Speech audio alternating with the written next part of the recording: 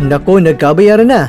Ang team ng current and disputed Super Bantamweight World Champion na si Naoya Inoue, ibinunyag na ng Yahoo News Japan na isa sa mga hakbang ng Team Inoue ay dinadaan sa pera ngayon.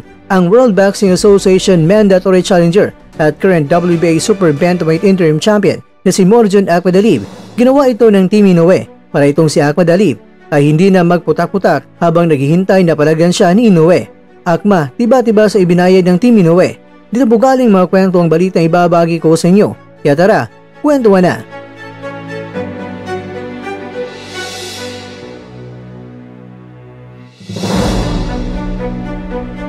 Sa wakas, napagpasya na nga ang mga mega fights ni Inoue sa taong 2025 sa May 4 kontra yan sa rank 2 sa WBA na Amerikanong si Ramon Cadenas at ang venue ay sa T-Mobile Arena sa Las Vegas, USA. September 14 kontra yan kay Akhmadalib at ang target ay sa Japan pero hindi pa ibinunyag kung saang banda sa Japan gaganapin ang laban. Nangyari ang Inoue kontra kay Cadenas dahil sa ginawang negosasyon ng kampo ni Inoue at ni Akma dahil ayon sa Yahoo News Japan, ibinalita ng The Ring Magazine ng promoter ni Akhmadalib na si Eddie Hearn at ang manager niya na si Vadim Kornilov ay nagkasundo na sa promoter at manager ni Inoue na si Hideyuki Ohashi ng Ohashi Promotions at kay Bob Arum ng Top Rank Boxing Promotions na itong si Akma ay bayaran lang itong si Akma ng waiting fee at kung manalo itong si Inoue kontra kay Cadenas ay kikita talaga itong si Akma kay Inoue dahil sila naman ay susunod na ikakasa. Pero magdedepende pa rin ito mga kwento kung ano nga ba ang kalalabasan ng laban dahil kung may malaking upset na mangyari kay Inoue ay hindi matuloy na sila maglaban ni Akma at Inoue. Pero kung lalamunin lang ni Inoue itong si Cadenas sa laban nila ay paniniguradong ang Inoue kontra kay Akhmadalib ay may kakasanayan. Kaya naman mga kwento sa ngayon ay hindi na nagdarakdak itong si Akma dahil bayad na siya sa waiting fee bagamat hindi man binanggit kung magkano nga ba ang waiting fee na ibinigay.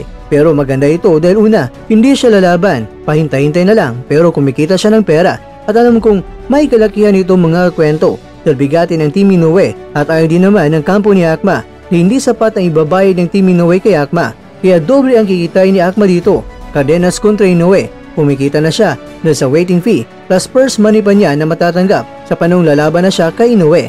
Pero kung ating titingnan mga kakwento ang sitwasyon ni Akma, ang huling laban niya ay nung buwan ng Disyembre sa nakarang taon. Kaya ang paghintay ni Akma ay abot pa na mahigit kumulang 9 na buwan bago niya pwedeng harapin itong si Inoue pagkatapos ng May 4 na laban ni Inoue kontra yan kay Cadenas. Kaya kinakailangan ni Akma na may laban din siya sa buwan ng Mayo o di kaya sa Hunyo bila activity fight niya para hindi siya kakalawangin pagdating na sa laban niya kontra kay Inoue. Paninigurado mga kwento na maging playing safe itong si Akma na pipili ng mga mababang world ranking na boksingero ang papalagan nito. Kaya mga kwento, sino kaya ang magandang makaharap ni Akma sa kanyang activity fight habang naghintay siya kay Inoue? Well, ang masabi lang ni Mr. Kwento dito mga kwento ay isang magandang pagkakataon na sana kay John Ariel Casimero kung may promoter lang talaga nagagalaw dito at baka papayag pa ang Team Akma na palagan si Casimero dahil ayon nga sa iba, mababa lang ang ranking ni Casimero kaya Akma, palagan mo na.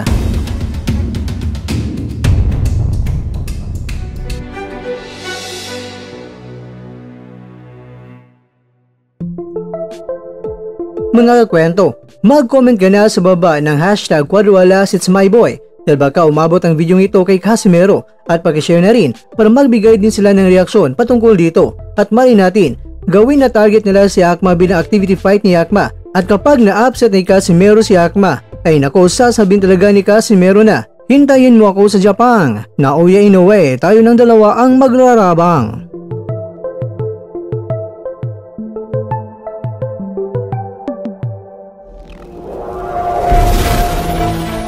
At dyan, nagtatapos ang ating kwento.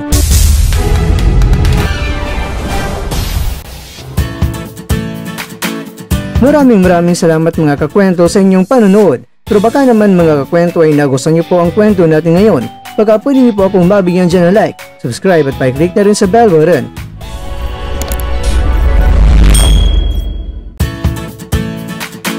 Pero bago tayo tatapos mga kwento, syempre, shoutout po muna tayo dyan sa ating mga kakwento. Kay kakwentong Sid Hendra, kay kakwentong Skumatcher, kay kakwentong Rafael Kahilig, at kakwentong nanonood ngayon, shoutout sa iyo dyan. Bueno, hanggang dito na po muna ang ating kwentuhan at abangan nyo na po ating susunod na video.